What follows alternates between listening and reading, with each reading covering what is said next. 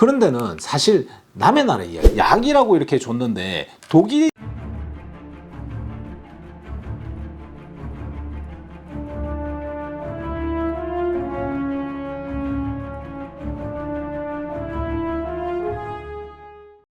안녕하세요, 제이정입니다. 부동산은 정책에 상당히 민감한 것 같아 보입니다. 근데 사실 어떤 비즈니스든 정책의 영향을 받기는 하죠. 수출 수입하시는 분들도 그렇고 정책의 영향을 받습니다. 요즘은 식당 하시는 분들도 대통령과 주지사 분들 입만 보고 있는 것 같죠. 사실 저는 정책 같은 데 별로 크게 관심이 없습니다. 기본적으로 정치에 별로 관심이 없고요. 어떤 정책이 나오든 정책이라는 것은 대체적으로 모두에게 균등하게 공평하게 이렇게 적용된다고 생각하기 때문에 크게 상관이 없다고 생각하는 성향이 저는 좀 있습니다. 법의 테두리 안에서 약간의 유도리를 발휘하면서 적응하면서 살면 된다고 생각합니다. 하지만 요즘같이 인플레이션이 불보듯 뻔하게 올만한 상황에서는 제가 전에도 한번 말씀을 드렸지만 정책이 집값에 영향을 좀 많이 미칠 수밖에 없습니다. 미국 사람들도 이 부분에 관심을 많이 가지더라고요. 보통 미국 사람들은 정치에 크게 관심이 없거든요. 그런데 이번에 바이든이 내어놓은 정책에 관심을 많이 가지더라고요. 이번에 바이든이 내놓은 정책에서 저희 회사에서 미팅을 할 때 갑론을박이 많았습니다. 이쪽 이야기를 보면 이쪽이 맞는 것 같고 저쪽 이야기를 보면 저쪽이 맞는 것 같고 좀 헷갈리더라고요. 나름대로 많이 배운 사람들이 각자의 뷰로 말씀을 하시는 것이니까 양쪽 다 일리가 있겠죠. 사실 이 미팅을 한 지 한 2달쯤 됐습니다. 그 중간에 이걸로 유튜브를 한번 찍어야 되겠다고 생각을 했었는데 시간이 안 되더라고요, 계속. 여하튼 이 부분에 다양한 의견들이 있었습니다. 미국 사람들의 특유의 이렇게 토론하는 문화가 좀 있죠, 이 나라는. 그런데 그런 식으로 서로를 이렇게 존중하면서 토론을 하면 나 같은 사람들은 더 헷갈립니다. 그래, 네 말도 일리가 있어. 그런데 내 생각에는 이렇고 어떻고 저떻고, 그리고 그래, 그 듣고 보니까 네 말도 맞는 것 같아. 어떻고 저떻고 그런데 어떻고 저떻고 이래서 하면 있지 않습니까? 이것도 맞는 것 같고 저것도 맞는 것 같고 그렇습니다. 이게 헷갈릴 때는 단순하게 생각하는 것이 맞다고 생각을 합니다. 저는 그래서 좀 혼돈스러운 상황이 생기면 일을 좀 의도적으로 단순하게 놓고 풀려는 성향이 좀 있습니다. 머리가 나빠서 그런지 복잡하게 생각하면 답이 안 나오더라고요. 그래서 단순하게 이렇게 생각을 해봤습니다. 이 정책이 수요를 높일 것인가 아니면 공급을 늘릴 것인가. 수요가 늘어나면 집값이 올라가겠죠. 공급이 늘어나면 집값이 내려갈 것이고요.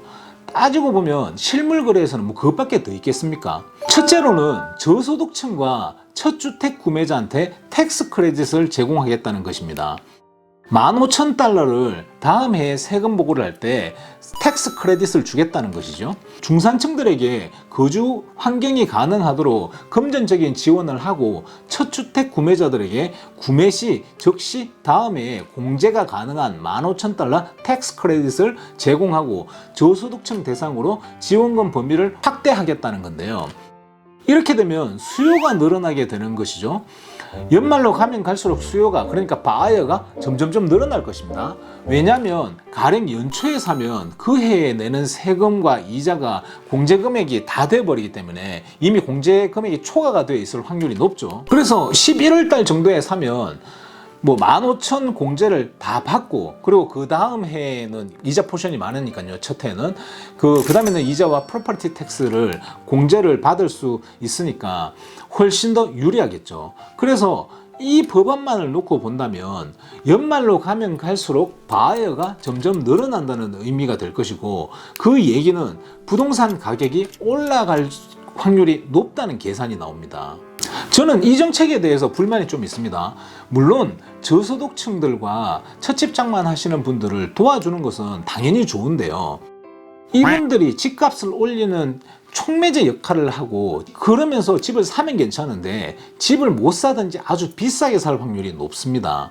예를 들어서 100만 불짜리 집이 있다고 칩시다. 그럼 캐시 오퍼 100만 불짜리가 있고 30% 다운하는 사람이 102만짜리 오퍼가 있고, 그리고 첫집장만 혹은 저소득층이 지원하는 오퍼들은 보통 다운이 좀 낮죠. 다운페이가 낮죠. 그냥 5% 다운 혹은 뭐 10% 다운 이런 게 좀 많죠. 저소득으로 혹은 이렇게 첫집 구매하는 사람 돈이 많이 없으신 분들이 103만짜리가 있다고 하더라도 집주인은 보통 100만짜리 캐시 오퍼나 102만짜리 30% 다운페이 하는 오퍼 중 하나를 고민하는 것이 대부분이고요. 거기다 캐시 오퍼들한테 야 우리 103만짜리 오퍼 있으니까 너 혹시 103만으로 올라올 생각 없냐? 이렇게 물어보면 100만에 사려고 했던 사람 캐시 오퍼들이 쉽게 103만까지 올라가게 되는 경우는 비일비재하게 일어나거든요.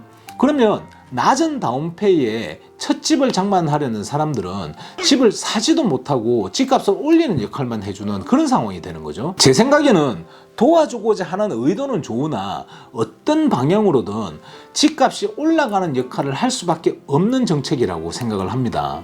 앞서 말씀드린 대로 오퍼를 쓰다 안 되니까 높이 쓰게 될 것이고요. 당연히 높은 다운페이 하는 사람들이나 캐시 오퍼들이 그 가격을 좀 더 올려서 저소득층 혹은 뭐 이렇게 돈이 없는 사람들이 높이 쓰는 오퍼를 비링을 하려고 할 것이고요. 그에 앞서 가지고 지금같이 공급이 부족한 마켓의 상태에서 수요를 늘리는 역할은 충분히 하겠죠. 그리고 제가 좀 조심스럽게 말씀을 드리자면 사실 이분들께 제일 좋은 것은 공급이 풍족해지고 이자율이 왕창 올라가고 융자 받기가 좀 쉽게 만드는 것, 그게 가장 좋지 않을까 생각합니다. 이자율이 왕창 올라가면 20% 30% 다운페이하고 투자하려는 사람들이 수익 구조가 안 나오기 때문에 확 줄어들 것이고요. 그러면 경쟁 바이어들이 많이 줄어들 것이고요. 융자 받기가 쉬우면 이렇게 지금 좀 어려운 분들 경우도 융자를 받기가 쉽겠죠. 지금은 조금만 상태가 좋지 않아도 융자를 잘 내주지 않죠. 그러면 어려운 분들은 렌트에 사는 것보다 한 달에 그래도 한 500~600불 더 내고 내 집을 장만할 수 있지 않겠습니까? 이자율이 좀 높더라도. 그리고 또 그 부분에 세금 공제받고, 그러다가 이자율이 뭐 어느 순간 또 낮아지면 재융자 하면 될 것이고요. 그러면서 찌지고 뽑고 이렇게 살다 보면 자산이 이렇게 늘 것이고요. 그렇게 뭐 재산을 쌓아가고 늘려가는 건 아니겠습니까? 그리고 오래전에 집 사신 분들 있지 않습니까? 산지 막 30년, 40년 되는 분들요. 이분들은 30만에 샀던 집들이 대체적으로 100에서 150만 불 가량 되어 있지 않습니까? 이분들 연세도 많으신데 팔고 나면 세금 공제 금액 2명 기준으로 해가지고 50만 불밖에 안 되니까 팔 엄두를 못 내시거든요. 실제로 제가 아시는 분이 36만에 집을 샀는데 지금 시가가 130만 불 정도 됩니다. 그런데 이분들 집을 팔고 새 집으로 가서 남은 여생을 좀 깨끗한 집에서 살아볼까 하시다가도 세금 공제 금액 50만 불 제하고도 40만 불 가량에 대한 세금을 내야 되니까 이 집을 팔고 다른 집으로 갈 엄두를 못 내시더라고요. 30년 이상 장기 보유자들 한 사람들한테 마켓의 공급이 요즘처럼 이렇게 부족한 시점일 때 단기적으로, 그러니까 쇼텀으로 한 1년 정도, 뭐 2년 정도 이런 식으로 단기적으로 면세를 해주면 파실 분들 수두룩 빽빽 하거든요. 집 2개 가지신 분들은 큰 집 팔고 그 작은 집으로 가려고 하실 것입니다. 그리고 공급이 좀 많아지겠죠. 그렇게 되면 아무래도 이런 거야말로 단기적으로 해야지 장기적으로 해버리면 집주인들이 집 사고 난 뒤에 무조건 30년 이상 막 가지고 있으려고 보유하려고 할 테니까 길게 보면 이것 때문에 매물 부족 현상이 만들어질 것입니다. 그러니까 매물이 부족한 이런 시점에요, 단기적으로 시행하면 확실히 집값 안정시키는 효과는 있을 거라고 생각을 합니다. 지금 그리고 말씀드린 것은 지금 이 영상 찍으면서 얼핏 갑자기 드는 생각을 말씀드린 겁니다. 과학적인 근거 하나도 없고요. 그냥 이렇게 얘기하다 보니까 머릿속에 이렇게 떠오른 지극히 주관적인 제 개인적인 생각입니다. 말하고 보니까 이거 좀 괜찮은 생각인 것 같은데 뭐 100억간의 편지를 한번 쓰든지 한번 해보겠습니다. 농담입니다. 뭐 오죽이 알아서 잘 하겠습니까? 다 이렇게 많이 배우신 분들이고 똑똑하신 분들이 다들 하시는 건데, 여하튼 결론은 텍스 크레딧과 저소득을 도와주는 것은 수요가 많아지게 만듭니다. 바꿔서 이야기하면 시장에 매수자가 많아지게 되는 것을 의미하는 거죠. 이 정책 하나만 딱 놓고 이렇게 좁은 관점에서 이 정책 하나만 놓고 딱 보자 그러면 바이어가 많이 늘어날 거고요. 그러니까 수요자가 확실히 많이 늘어날 것이고요. 그리고 그로 인해서 집값이 올라갈 확률이 좀 높습니다. 수요 윈 되는 거죠. 둘째는 affordable house, 확장을 시킨다는 건데요. 저소득층의 주택을 많이 늘려야겠다는 겁니다. 어포러블 하우스 공급을 많이 하고 하우싱 트러스트 펀드, 그러니까 어포러블 하우싱 트러스트 펀드를 늘려서 저가 주택을 늘리고 오래되고 감당 안 되는 집들, 동네에 있는 집을 다시 짓게 하는 부분에 규제를 풀어서 쉽게 짓게 하겠다는 거죠. 오래된 동네에 집을 밀고 투유닛 같은 거 짓고 뭐 이런 거 하는 거 있지 않습니까? 건설업자한테 보조 프로그램도 있다고 하더라고요. 이 부분은 당연히 공급이 많아지는 역할을 하죠. 저가 매물들은 좀 많이 나올 것 같습니다. 개인적인 제 생각에는 이 부분은 잘하는 것 같습니다. 이런 공급이 없으면 사실 저소득층 분에 계신 분들은 월급을 받아가지고 집 사기 사실 힘들거든요. 어려우신 분들의 경우는 좀 어렵더라도 무리해서라도 이런 찬스가 있을 때 하나 잘 잡아 놓으시면 세월 지나가면 뭐 그게 효자 노릇 안 하겠습니까? 바이든은 어포러블 하우스 펀딩에 100 빌리언, 그러니까 1000억 달러를 투자하고 거기에 65 빌리언, 그러니까 650억 달러는 부족한 저비용 정책을 개발하고 재건하기 위한 인센티브를 제공하겠다고 했습니다. 이건 뭐 당연히 공급을 늘리는 거죠. 공급 윈. 공급이 윈이긴 한데, 근데 사실 이거는 제가 있는 얼바인 같은 경우는, 그러니까 좀 집값이 조금 비싼 지역이 있지 않습니까? 그런 데는 사실 남의 나라 이야기입니다.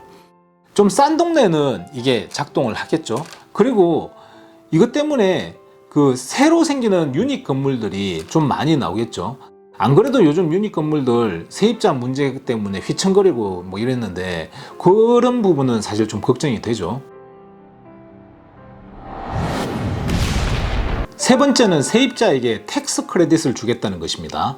버는 돈의 30% 이상을 렌트비로 내면 차감을 해주는 건데요.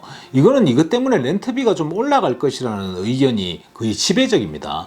원래 자기 상황에 맞춰서 렌트비를 한 3,000불 정도 내고 있는데 4,000불짜리로 가더라도 1,000불은 정부에서 보조를 해주니까 같은 돈으로 좀 더 넓고 뭐 좋은 곳으로 갈 수 있는 것이고요. 그리고 크레딧이 좋지 않아서 렌트 구하기 힘든 사람들은 3,000불짜리 집에다가 4,000불짜리 어플리케이션을 해도 1,000불은 어차피 정부에서 크레딧을 받으니까 그래도 되겠죠. 그래서 렌트비가 좀 올라갈 거라는 건데요. 이러면 투자자들한테는 좀 좋지 않을까 합니다.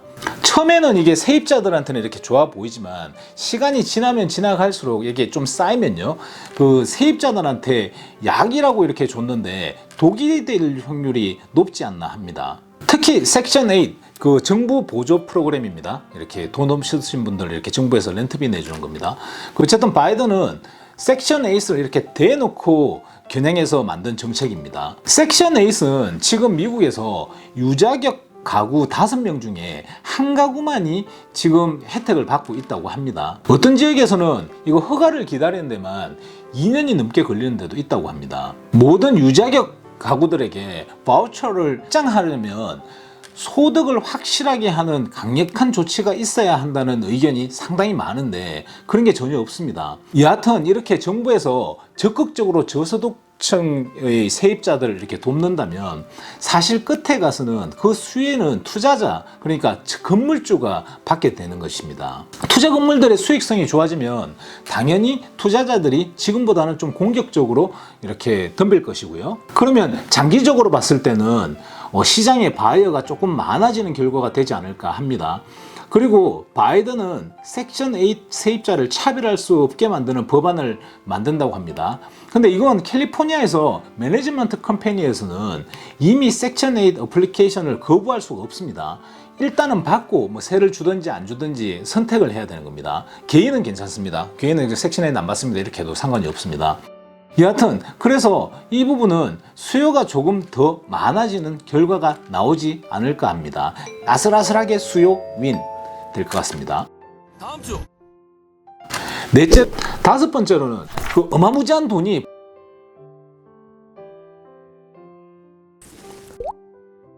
따봉.